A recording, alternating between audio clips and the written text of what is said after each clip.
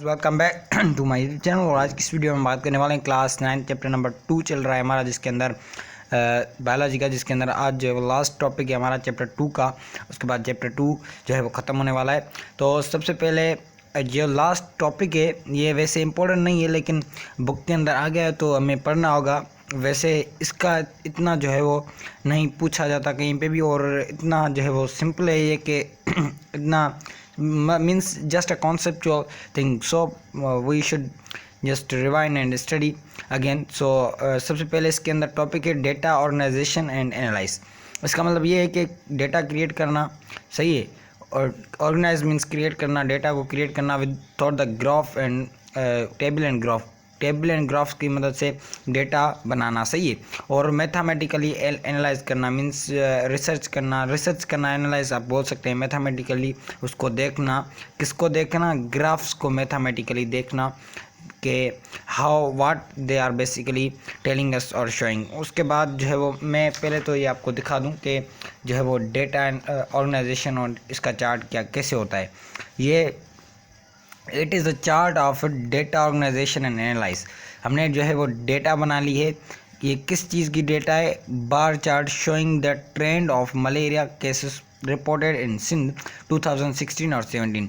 2016 और 17 में जो मलेरिया के केसेस हुए थे सिंध के अंदर, उसके बारे में बता रही है। फरवरी, मार्च, अप्रैल, मई, जून, जुलाई, अगस्त, सितंबर मीन्स 12 मंथ्स लिख के इसने जो है वो डेटा बना लिए कि पहले मंथ में कितने जो है वो लोग इम्प्लीमेंट हो रही है या डिक्रीजमेंट हो रही है, ये चीज़ बता रहे हैं ये चार्ट हमें। तो ये हम एनालाइज कर रहे हैं कि जो ये हम देख रहे हैं कि इस महीने में इतने बढ़ गए, फिर छोटे कम होते गए, फिर जो है वो अक्टूबर में सबसे ज़्यादा थे, 6,000 पेशेंट्स थे मलेरिया के। तो ये जब हम जो है बातें कर रहे हैं, ये क्या है, मैथमेटिकली हम एनालाइज कर रहे हैं इसको, सही।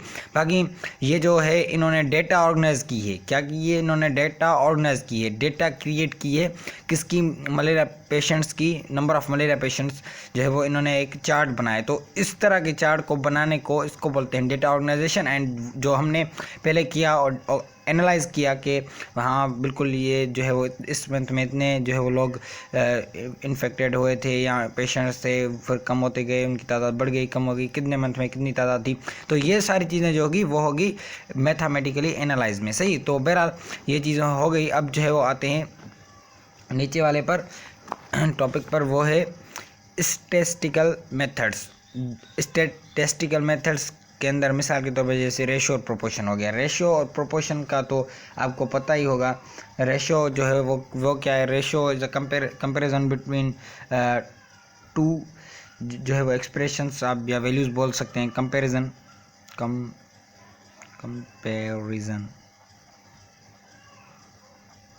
Between two values. बुक के अंदर एक एग्जांपल दिया गया है कंपैरिजन बिटवीन टू वैल्यूज़ के हवाले से। एक वो मैं एग्जांपल यहाँ पे करता हूँ। एग्जांपल है कि जो एक फ्लावर है, फ्लावर जिसके जो 4 सेपल्स हैं, सही है, 4 सेपल्स हैं उसके, और जो है वो 12 पेटल्स हैं, पेटल्स, सही। अभी प्रोपोर्शन को बाद में डिस्कस करते हैं। फिलहाल जो है वो रेशो को हम पढ़ रहे हैं, और रेशो के अंदर जो है वो एक बुक के अंदर एग्जांपल है 4 सेपल्स 12 पेटल्स। तो इनको जो है वो अगर हम इस तरीके से लिखें, इसको अगर रेशो में लिखें तो कैसे लिखेंगे? 4:12 लिखेंगे। इसको अगर रेशो में लिखेंगे तो इस तरीके से लिखेंगे, सही है, ये रेशो है, सही। और इसको बोलते हैं क्या? जो है वो रेशो और statistical methods to write the things like this, सही है। रेशो और प्रोपोर्शन इसके अंदर आता है। प्रोपोर्शन क्या है? प्रोपोर्शन इक्वेटिंग, आप जो है बोल सकते हैं equation stating that two ratios are equal और नॉट।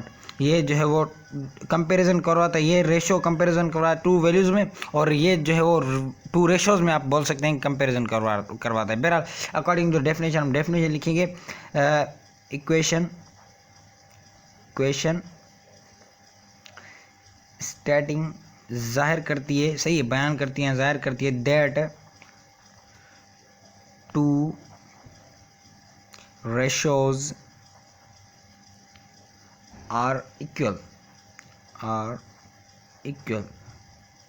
ये इक्वल लिखा हुआ है, सही है। मेरी थोड़ी राइटिंग आगे पीछे बहरहाल वो मेरा मसला है, मैं सेट कर लूँगा।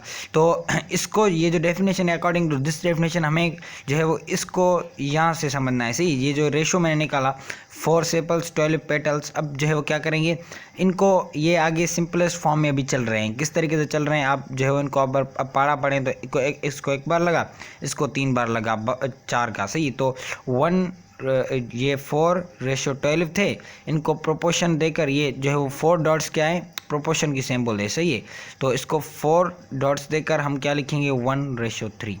तो ये जो ये क्या बता रहा है हमें 2 रेशोज़ के बीच में कंपैरिजन करवा रहा है। आप ऐसा बोल सकते हैं, यहाँ स्टेटिंग कर रहा है दैट 2 रेशोज़ आर इक्वल। ये बता रहा है कि ये इसके बराबर है, क्योंकि ये जो है किससे बना है, इससे बनाया गया है।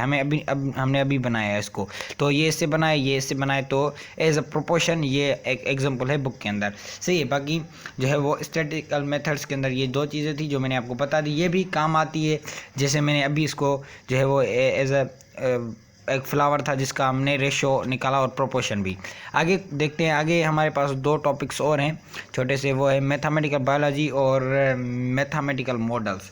मैथमेटिकल मॉडल्स होते हैं जो हमें हेल्प कर, बहरहाल ये तो इससे ही बना हुआ है, एक सब टॉपिक है जिसका मतलब एक मॉडल्स होते हैं जो हमें एनालाइज करने में हेल्प करते हैं। सही है, और ज़्यादा इसके बारे में कुछ है नहीं, सिंपल है कि मॉडल्स होते हैं जो है वो मुख्तलिफ फार्मूले होते हैं बायोलॉजी के अंदर जिसकी हेल्प से हम जो है वो मुख्तलिफ चीज़ों को जानते हैं। बहरहाल मैथमेटिकल बायोलॉजी के अंदर ये चीज़ आती है। मैथमेटिकल बायोलॉजी क्या होती है,